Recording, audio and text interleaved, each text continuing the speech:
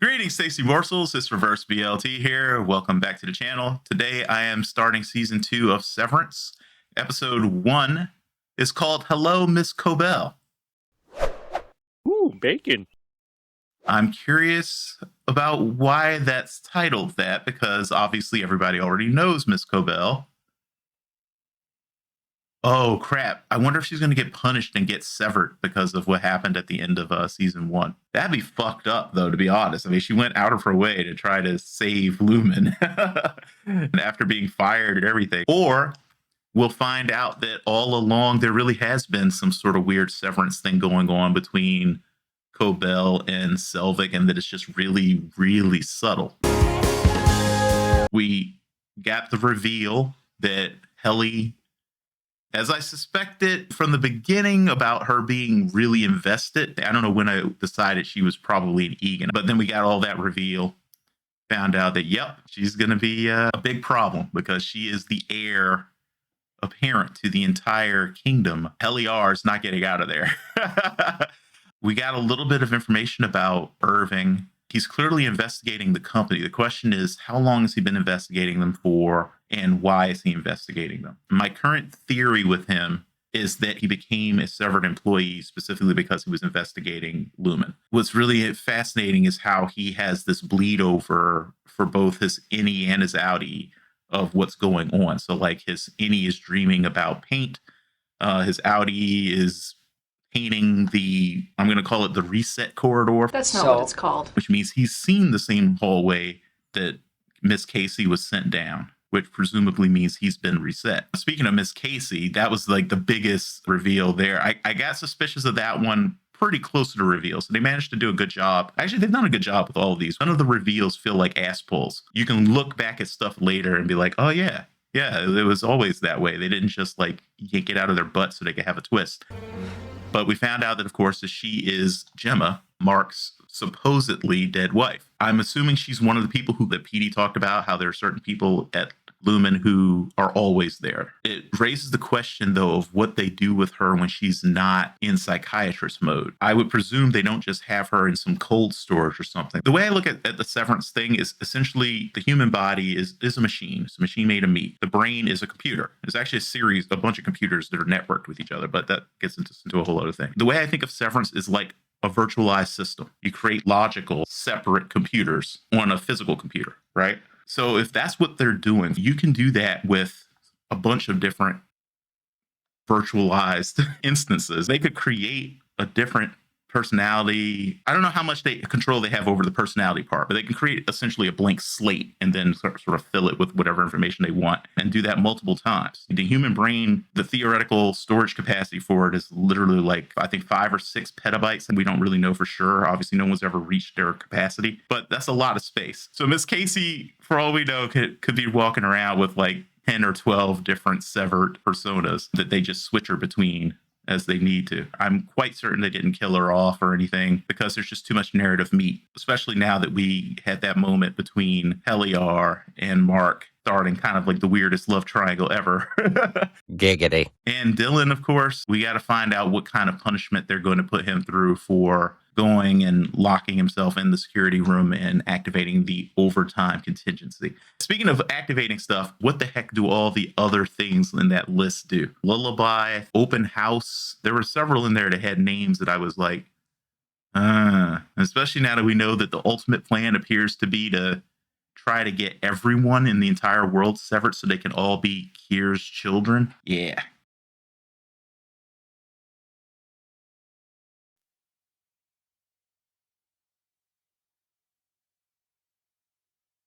I am a person. You are not. Your resignation request is I denied. tell you, if this show manages to make me care about Helly Egan, that'll be the most masterful writing I've experienced in a while. Let's burn this place to the ground. Set it all ablaze. Workers of the world, unite. She's alive! Alrighty, come on. Pick right up with that scene. Whoa. He went back. Oh, wait, is this the new opening? Because this doesn't feel like it's really happening. Oh, man.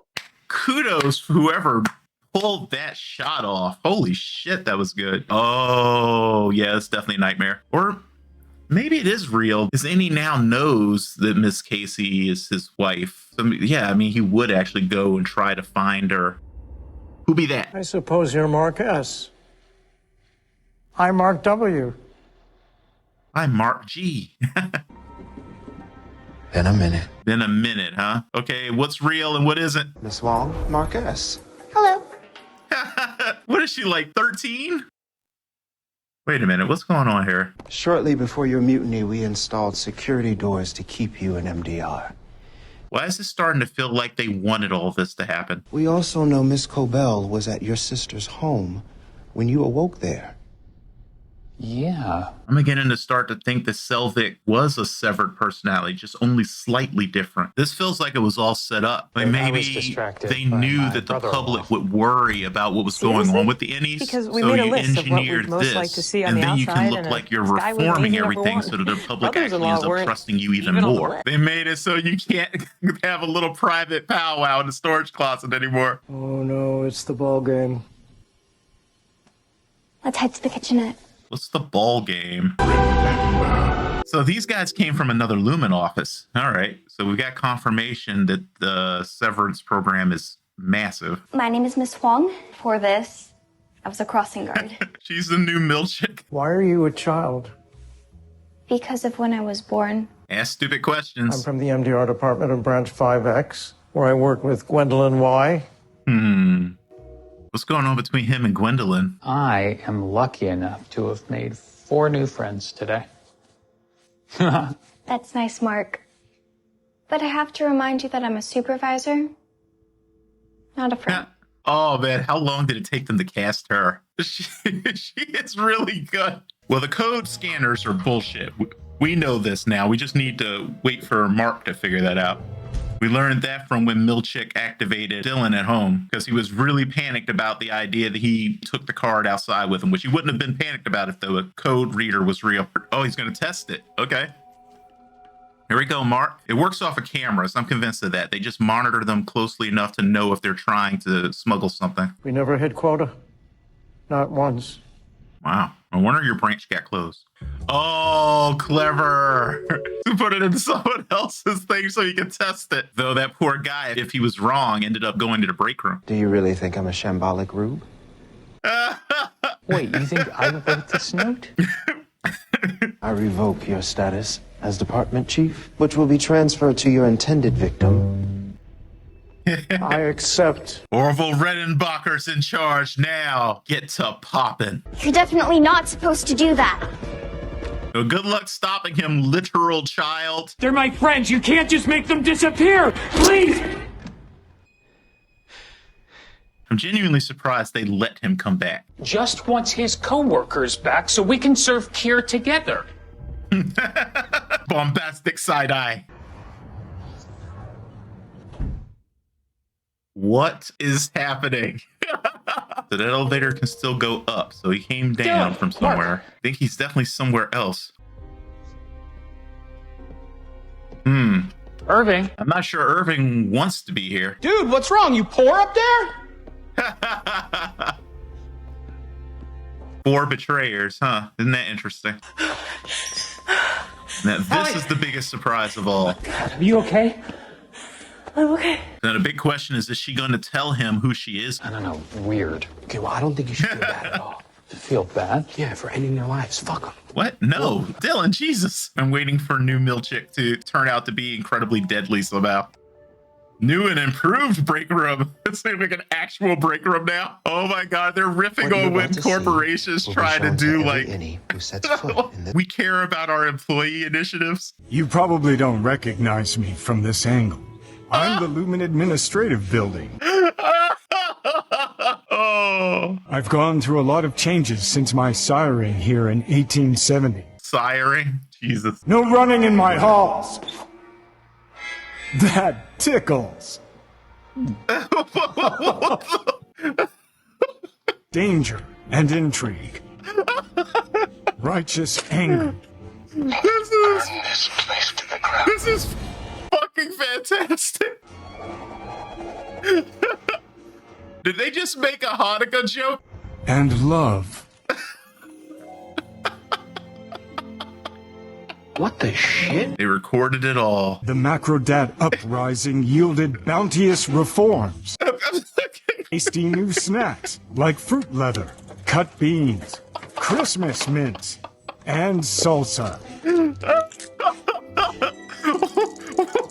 What the actual fuck?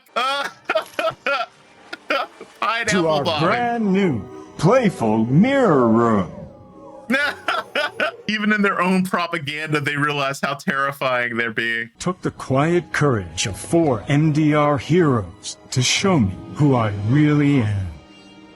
And Kier continues to fly away.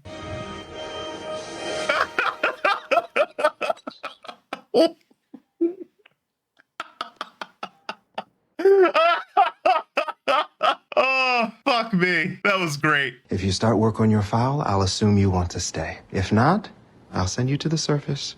No ill will. But you can't force the Audis to send them back or to come back. Fresh start. For all of us. I still need to know what the hell they're refining. Oh, my sweet summer child. He said there were no microphones in here. Yeah, Yeah, right. Shit, so just fucking whisper. You can put a whole bunch of surveillance equipment in this place. The woman in the photo was Miss Casey. Dylan's gonna hate you forever now. What about you? What did you see? Yeah, about that. Come on, Inside of a really tell the truth. fucking boring apartment. Oh, god damn it. When they find out the truth, it's gonna be utterly devastating. A gardener, That's gonna be a big part of the Yeah. conflict this season. a night gardener. Good catch, Irving. What about you, Irv? Will you tell the truth? Come on, man. You can tell us. Yeah, it's okay. Oh, that's real rich coming from you, Helly. Even if it's bad. Considering that you're fucking lied. You fucking liar who lies.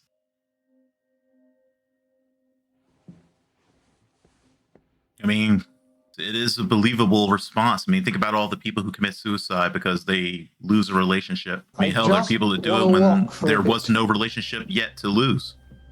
I'll talk to him. No, we should all No, go. he's fine, okay? Okay, Helly, you have to at least tell Mark privately what you found out. Come on. You two supposedly got close. Technically, strictly speaking, she's not your wife. Pretty sure your Audi bought the ring. Remember what I said in first season reactions about how their core personality traits are essentially the same as their Audis? I think we're starting to see that a little bit with Helly. Weird, huh? Speaking for myself, I don't think we owe them shit. But Miss Casey she's one of us. So if you want to help your Audi and find out what happened to her, I'll help. Now tell him the truth. You can't build a relationship on lies, Helly R. I'm going to leave, Dylan. It is not leaving, so stop fucking calling it that. I know you Just want... fucking try. You're a good friend, Dylan. Who was expecting Dylan to be the heart of the freaking team? I'm sorry that Audi Bert has a hot husband or whatever, but he is not the point. The hot husband. I would be sad. And I would be less productive. And I'm really good at what I do here. Whatever it is. And you're part of what makes me good at it. So please do not go. That's so sweet. All I'm saying is Oh, if man. Bert was still here, he would be telling you to I don't want stick to see you guys cease to exist. This is. Honestly, I'd like to see you all reintegrated, though I'm not sure how well that would go with Helly. It should be Mr. Milchick. Oh, that's why M-R-K it's like that. I hate it when you get a new job and they haven't updated stuff. It's like a reminder that you're temporary. You wanted to see me? I did. Dylan's so defiant. Square up. Your wife's name is Gretchen. What? She wanted you to know. Come with me. All right, what game we playing now? Are you saying I could see my family here? If you take the name of the room at face value, I'd say yes. Whoa. Holy fuck. The holiest. The holiest of fucks. I'm asking that you keep this between us. Are you... Only to avoid resentment. No, still playing those mind games. You after all you've done for them. Creating a wedge. So we got a wedge between him and the group now because of information asymmetry. Got a wedge between Helly and the group for the same reason. Yeah, it seems like Lumen has put all this stuff in the motion to actually, weirdly enough, make the public more okay with Severance. The Macrodat rebellion was part of the plan. Tell you. Love how this show plays with the idea of work wife and work husband. Where's Irv? He'll be Right back. here. There we go. What's for dinner? You should tell him about the list he found.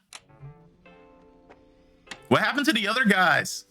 I hope they didn't literally get killed or, cease to exist because of this. What the hell are these numbers? What are we refining? What was that? I really liked how they threw us some more curveballs though right off the bat, reminding us that this is the show that makes you go, what the fuck, over and over again. You can see the dramatic stuff that they're going to be playing with this season. It's going to be about trust more than anything. These four, which are essentially a family at this point, they're all keeping things from each other now. Their exposure to the outside world has almost certainly advanced Lumen's plans as well. After I watch stuff, I will go and watch other people's reactions to it. Something I noticed a few reactors pointed out that I hadn't thought of. Oh, shocker. Was the idea that Milchick left Rickon's book around for the Innies to find on purpose. And if so, then it means that either when he was reading through it or maybe someone else above him knew about it, someone decided that it would be good for them to have the knowledge in that book to push them to the rebellion. Milchick was shown to be a very meticulous person.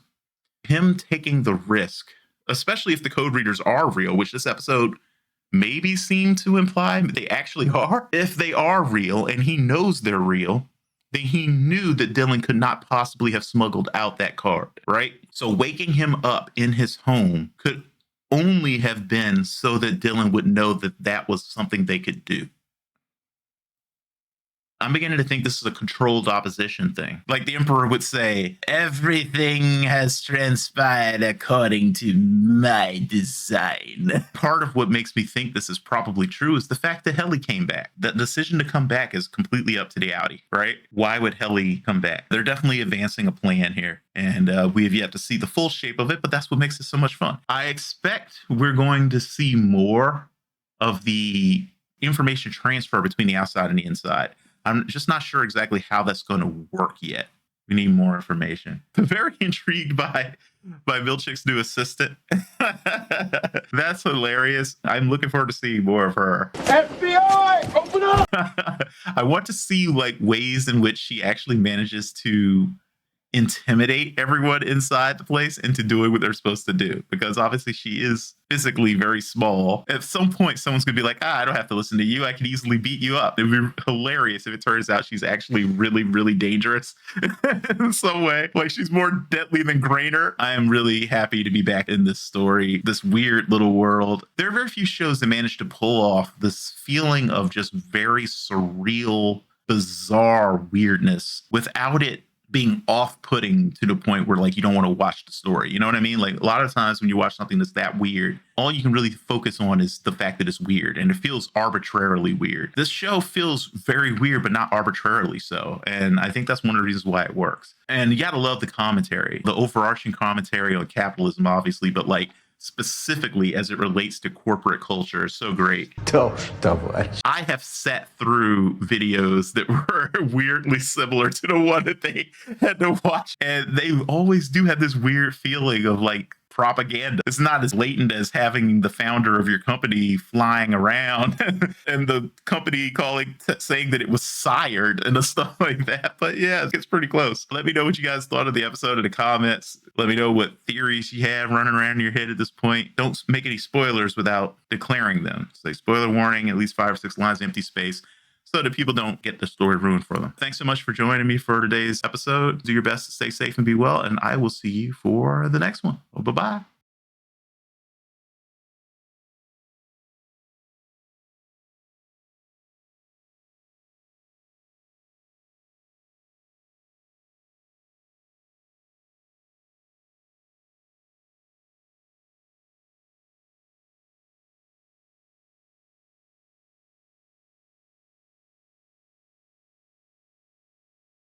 Like the rest of the severed floor, the break room has no cameras or microphones.